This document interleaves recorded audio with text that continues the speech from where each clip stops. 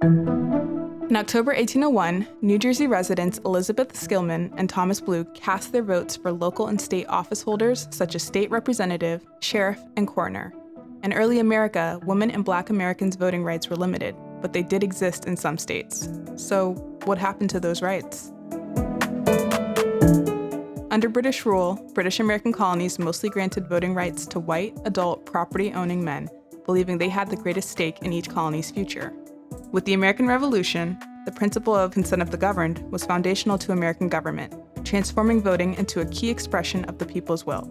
The shift from the British monarchy to an independent nation brought debates about how inclusive voting rights should be.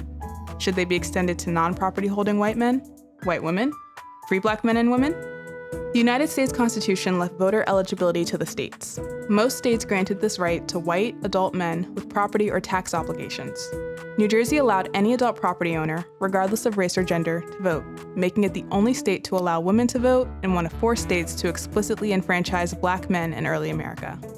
But by the beginning of the 19th century, states lowered or eliminated economic barriers to voting, broadening democratic participation.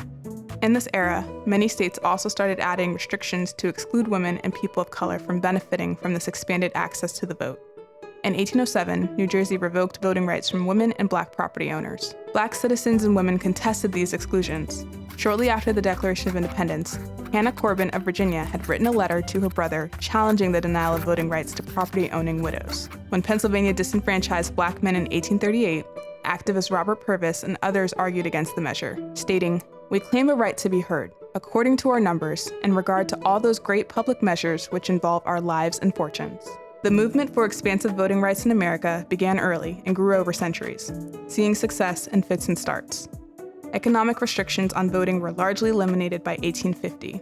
Subsequent milestones include enfranchising Black men in 1870, enfranchising women in 1920, granting citizenship to indigenous peoples in 1924, which paved the way for voting rights, enforcing Black Americans' voting rights in 1965, and lowering the voting age from 21 to 18 in 1971. Voting rights advocates like Susan B. Anthony, Ida B. Wells, and Martin Luther King Jr. built upon the legacy of earlier voters like Elizabeth Skillman and Thomas Blue, and advocates like Robert Purvis and Hannah Corbin. Their relentless pursuit of the vote underscores what has come to be a fundamental American ideal. In a democracy, every voice matters.